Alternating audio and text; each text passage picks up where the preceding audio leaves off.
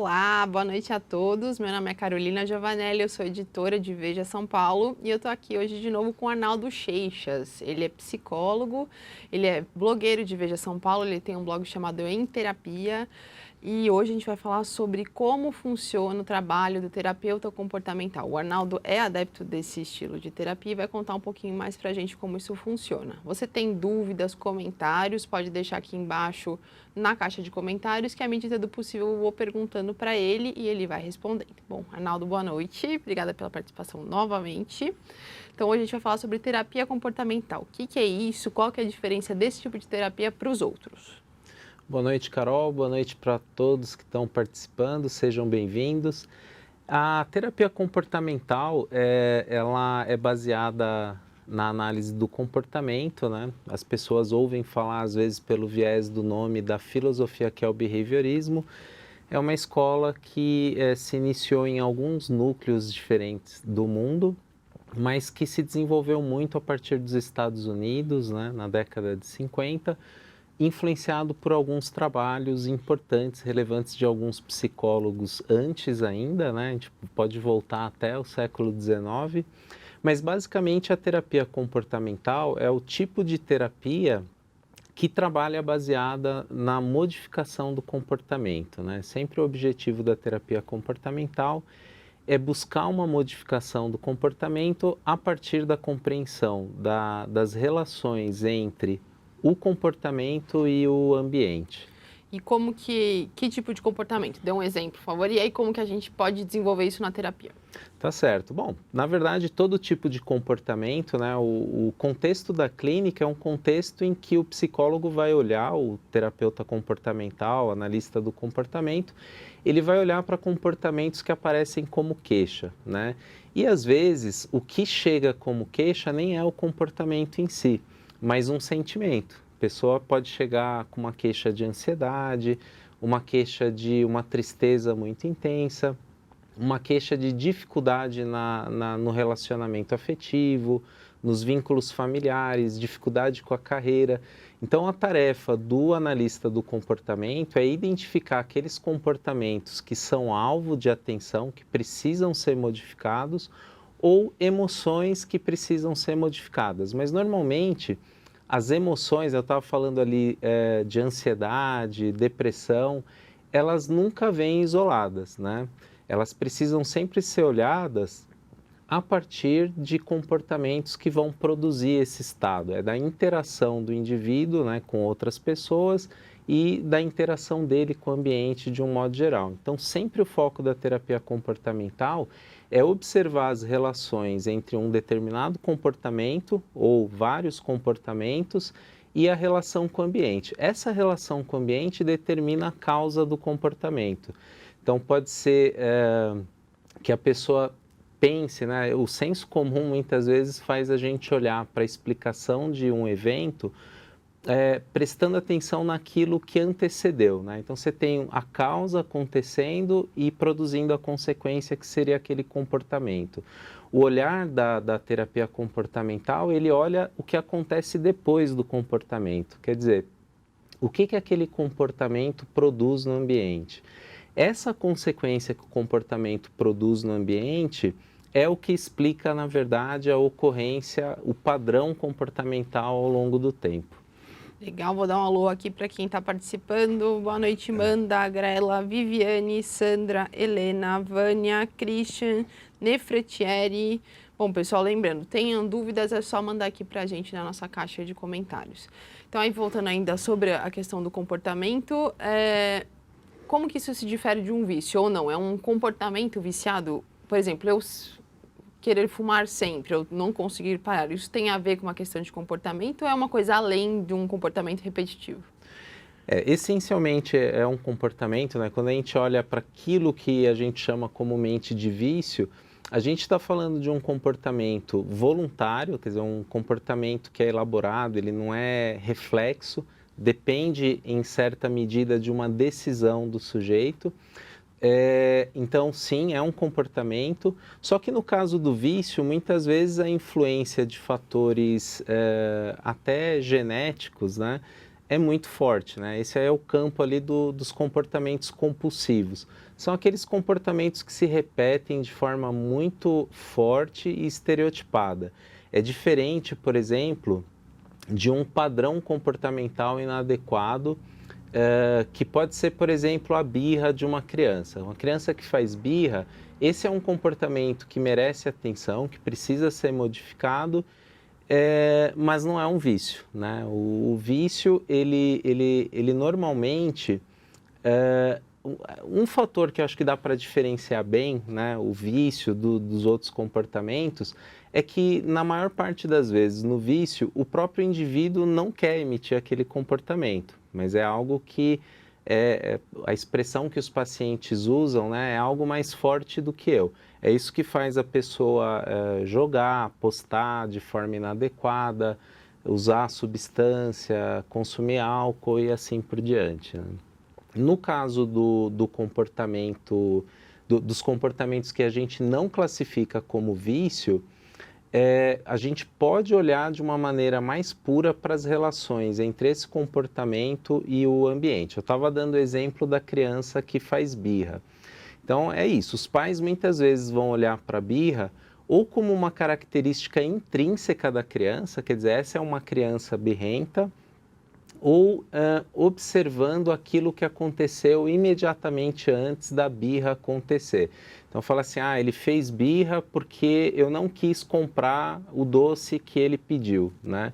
Então essa explicação, ela a gente, claro, né, a inclinação é dar essa explicação, que é o que eu estava dizendo, a gente olha naturalmente para os antecedentes, mas o que a terapia comportamental faz é ampliar esse olhar e é o que permite identificar de fato qual é a causa daquele comportamento. Então, nesse exemplo, se a gente se contentar em dizer que a criança fez birra porque os pais não compraram o doce que a criança queria, a gente vai ter uma visão parcial daquela situação. E aí vai parecer que a solução da situação tem a ver ou com a compra ou não do doce em si, quando a criança pedir, ou a gente vai achar que não tem nada para ser feito porque afinal a criança ela nasceu birrenta. Quando o indivíduo começa o processo terapêutico, e aí voltando no exemplo, né, então essa criança vai começar um processo de terapia, o que a gente identifica normalmente quando é um comportamento voluntário, como é a birra? A birra é um comportamento voluntário. A gente acaba descobrindo que aquele padrão foi aprendido ao longo da vida.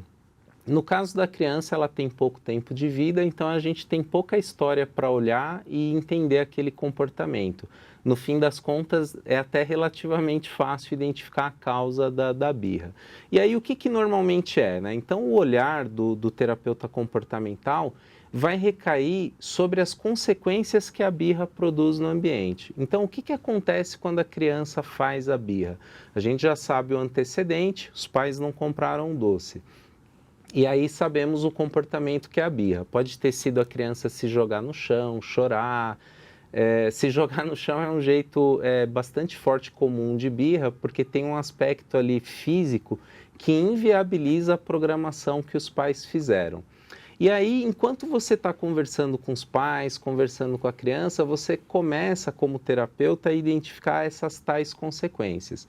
Então, no exemplo da birra, muitas vezes o que acontece é que os pais ou têm uma ação compensatória do tipo não deram o doce, só que como a criança faz uma birra intensa, os pais acabam oferecendo para a criança alguma coisa em compensação. Tem pais que, na verdade, até voltam atrás. Então, eles negam o pedido da criança, aí a criança faz birra, os pais discutem com a criança, ficam no dilema, e aí em algum momento os pais acham que aquilo não tem mais solução e aí preferem voltar atrás. Quando os pais voltam atrás, e essa é a consequência da birra na verdade, a criança está aprendendo uma regra muito importante. Aliás, não é nem a regra, é a contingência em si, né, como a gente diz. Ela está aprendendo que em situações similares, não só com doce, mas aquelas situações nas quais eu faço uma solicitação e tenho a minha solicitação negada, eu posso me jogar no chão porque depois meus pais mudam de ideia. E os pais que mudaram de ideia nessa situação do doce provavelmente vão sim mudar de ideia numa situação futura. E aí tem aqueles pais que não voltam atrás, mas aí produzem uma compensação do tipo, olha, a gente não vai te dar o doce, mas então a gente vai ao parque. E o parque não estava programado, mas aí os pais sabem que ao anunciar para a criança que vão ao parque depois do supermercado, a criança consegue deixar de lado a ideia do doce por um reforçador maior. Mas vejam, por que que isso também é um problema? Porque aquela aprendizagem de que para obter uma consequência que a criança deseja, seja o doce, seja o parque, ela vai sempre lançar mão daquele comportamento de birra. Então, o ponto né? Então, ir ao parque é uma coisa boa. Só que esse ir ao parque, ele precisa estar contingente a outros comportamentos da criança, que são comportamentos bons e adequados, e não a birra. Então, essa que é a grande armadilha, né? No caso da criança é interessante porque a gente sabe que os pais podem manipular um pouco o ambiente daquele indivíduo.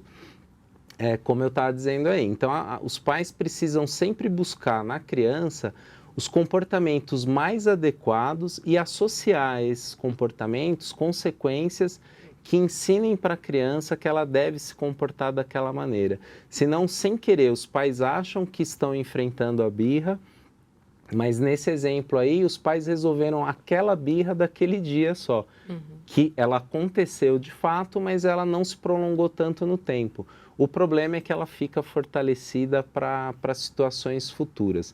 No caso dos adultos, né, não tem um agente controlador, como no caso da criança, que os pais podem manipular um pouco o ambiente.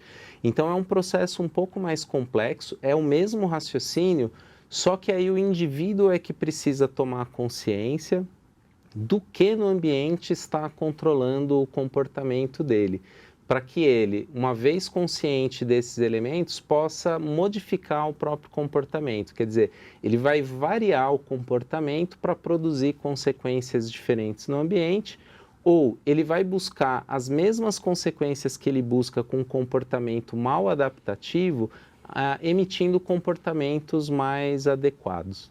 Todo comportamento é mutável? A Antonieta perguntou aqui, o que acontece quando o adolescente resolve viver roubando, vai preso, promete que não vai praticar esse delito, mas não para? Ou seja, aí pode até ser um vício, talvez, mas na verdade tem que descobrir o motivador desse comportamento. Isso sempre é mutável ou tem coisa que não muda mesmo? Bom, por princípio, todo comportamento pode ser sim modificado.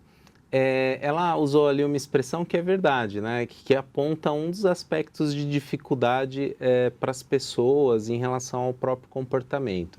Então, ela mencionou que esse menino que rouba, tem o hábito de roubar, aí tem um momento que ele fala, eu nunca mais vou roubar. Então, ele está anunciando verbalmente. Só que o controle do comportamento não depende só dessa decisão, né? Muitas vezes, a contingência, quer dizer, o ambiente que está ali presente é muito mais forte. Um dos campos de estudo da análise do comportamento diz respeito ao que a gente chama de metacontingências, que são esses mesmos princípios aplicados ao coletivo. Então, claro, né?